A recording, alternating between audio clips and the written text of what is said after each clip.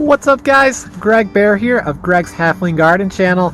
I know I said I'd do a seedling update every week. It's probably been close to a month now. I actually got furloughed off my job, which you would think would give me more time, but since I had that time off, and I know it would probably never happen again until I started to retire, I wanted to remodel my living room. So for the past month, that's all I've been doing, and my YouTube channel has taken a little hit now, and I haven't made a lot of videos, but today's the day. I'm out in the greenhouse right now. I actually moved all the seedlings out here, so we're just going to give a quick seedling update, see how everything's doing out here and acclimating. And with that being said, roll the intro.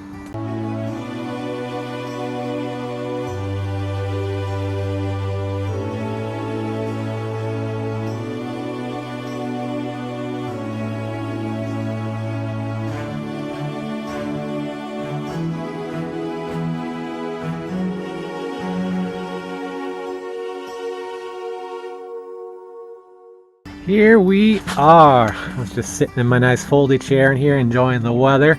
It's probably about 50 outside and close to 60 to 70 in here. Here we go. We can start the tour. I've got my small shelf greenhouse in here. Got all the peppers on this one. Here we are. Some of the ace bell peppers. I actually threw a little too much fertilizer in my mix, because you can tell that it's actually starting to crystallize on the top a little bit, and I'm getting a little black leaf and a lot of leaf drop. Nothing crazy. This isn't going to be horrible. It's all going to come back in the end. I am treating some super strong roots. I do need to give them a little more water as well. They're drooping quite a bit, but what I was trying to do, one of my techniques I always do with my tomatoes as well, if I starve them of water just enough where they still survive, the roots will actually grow deeper and stronger that way. So that's what I've been doing with the peppers. They haven't been reacting amazing with that, but they are still alive and they are still healthy enough for once I put them in the ground and we get some good sunshine, they will pop back. Definitely look at the pepper technique video if you haven't already for how to get higher yields on your pepper plants. It's super easy, and now is the time to do it if your pepper plants are about this big and they've got buds on them right now. All right, moving down, another ace bell pepper. This one particularly took a huge hit. I don't honestly know why. This one particularly, just like this row right here, but some of the plants have been pretty much decimated down to nothing on them. I'll definitely just pull these out and probably get rid of them. I don't know if those will come back, but overall not bad. Got a few yellow leaves, nothing crazy. It's definitely gonna come back once I get these all on the ground. So not too worried about it. Stepping back here, I actually don't know which tomatoes are which anymore. I forgot to make a label system when I carried these out because everything was just on the plant shelf under the lights in order that way, and I didn't do anything when I brought them out, so who knows. But I'll just plant everything by the flat in a certain row just so everything's in the same spot for the most part. And these are looking amazing. Some of these are roughly probably 16 inches tall now, and the stems are a little bit thicker than maybe a Pilot G2 pen. Sorry for the funny reference, but that's as good as I can get here. They're definitely thicker than a pencil. They're looking great. Got a lot of healthy nubs on here. I'm going to bury these probably at least 8 inches in the ground. Get them a super healthy root system. And I even have tomato buds coming on these already, which is insane. It's only like May 6th now. So that's that flat. Coming over here, couldn't resist this nice little baby cake blackberry at Tractor Supply for 10 bucks. Had some blooms on it already. I love blackberries, and I'll probably throw this in a nice big pot and put it right on my porch. Coming up here, notice I only have 2 of the 55-gallon totes. The other 2 actually collapsed in on each other.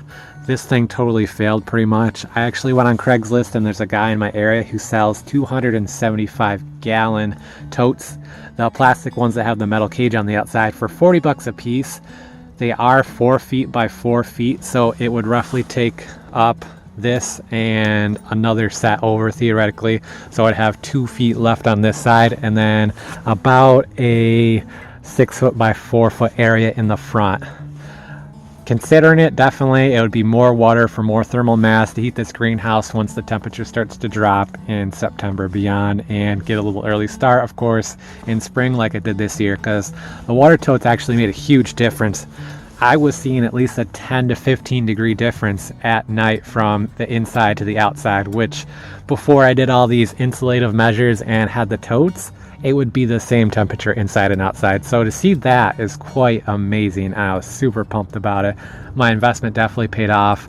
I should have actually thought about this a little better. These totes said they could hold 400 to 800 pounds a piece, but they probably didn't mean water. They probably just meant something else. I don't know, but me and the ratchet strap sort of worked on these. I'll probably keep these in here until midsummer when I start to plant in here, and then I'll take these out and figure something out for next year. I mean, I'll just probably use these for worm bins now, so it won't be a total loss. All right, coming in here now, another flat of ace bells. Oh yeah, I didn't see how tall these are, so about the size of my hand. They're just about a little over 8 inches. Nice, healthy, thick stem on them, and a little bit of leaf drop. Nothing crazy on these as well. I've probably got close to 100 ace bells in here, which will go on the south facing row I have in this long greenhouse, and should get some good production out of those. Coming up, I just threw these cucumbers out here today. I started these cucumbers about a week and a half ago under the lights. I've got some Market More, some straight 8s, and I think some kind of pickling. I don't remember anymore. I threw out the packet, sadly. And I also have some cantaloupe. I think this set right here, a cantaloupe, I just planted like the whole packet within these 8 spots. Yeah, so we'll see how that goes. I've never actually tried to grow any muskmelons or cantaloupes. I've grown watermelon before one time, and that was pretty fun. I do love cantaloupes. I'm excited to see if that'll work. I've always wanted to try a cantaloupe like fresh out of the field when it's still warm from the sun, because that is the best thing, like when you eat strawberries like that. Love that. Coming up here, I know for a fact these are the Juliet tomatoes. For some reason, this tomato tray is like super water thirsty, and it'll dry up before the other ones do by like days for some reason. I haven't figured it out yet, and the plants aren't even that big compared to the other ones. They're inches beyond what the other plants are, so not really sure what happened with that. Maybe it was just a bad batch of soil that got into these specific pots. I don't really know, but I mean, they're still doing okay. They're just not as big as the other ones, so I just have to water them a little more and give them a little bit more love than the other ones. Coming over here, it's the tomato jungle. Like I said, I only put these out here, it might have been a week ago. They've been acclimating, and they just went wild after that. These were probably 4 to 6 inches shorter just a week ago. The ones in the back over here that are getting really good sun, because the sun south goes over here and then kind of sets it this way, so these still get a lot of light on this side. They are amazing. We're looking at close to 20 to 24 inches tall on these on the end here. Nice, healthy, thick stems. Of course, the suckers are going wild in here already, which I'll have to go and prune out very soon before they start getting a little too big. I mean, I could always prune them out later, and then I'll have whole plants which I can sell them at the produce stand. Crazy idea there. Can make probably $1 just selling one of these big suckers right here down at the stand in a 4-inch pot, which I might actually do. But of course, I don't know which is which, and I don't want to like lie to people. I'll end up getting a cherry tomato when it's supposed to be a globe tomato or something like that. So yeah, that's the plan right now, and that's pretty much the whole tour. I'm not going to go around and show the outside. I'm going to save that for like a spring entire garden tour, which I should be doing in the next week or so. The peach trees are already about probably 3/4 of the way through their bloom cycle. Some of the blooms are starting to fall off. We have had a lot of cold temperatures outside, so I don't know if I'm actually getting any fruit this year. We did see some freezes here and there, so it's really iffy, but we will know in the next 2 weeks when the blooms fall off and start to see the little nubs of peaches coming through. I'm really hopeful on that, because I've only been able to sell the peaches once to the stand, just barely 2 years ago. If I did get a full production on the peaches, I'd be seeing probably about 200 pounds of peaches, and also my apples, I should be seeing probably at least 100 pounds of apples, which would boost my sales on my stand probably double what I did last year, which I was at 400 last year and 150 the year before, and I think $30 the year before that, just for running a little stand at the front of my driveway without any really overhead cost or anything. I already owned the land, I already had the garden, so it was nothing crazy. And that is the entire tour in here. Of course, it's pouring down rain now outside. You can probably hear it. This bubble wrap also held up pretty well, especially for using that cheap $1.25 duck pack tape out here. And I still have, of course, some left. And that is that. Got this shelf from my grandpa's workshop. My grandpa passed away in November, like I said in a few videos, and I been helping my dad clear that out, and just taking some of the old tools that I'll have until I have grandchildren to be able to pass those down.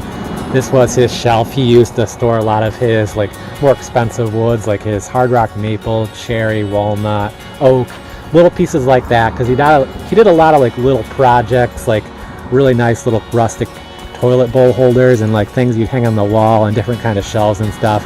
He was really big on making heart stuff, like a lot of backer boards with hearts on it, shelves with hearts on it, bed stuff with hearts on it, things like that. He was always crazy about using his scroll saw and all that kind of stuff.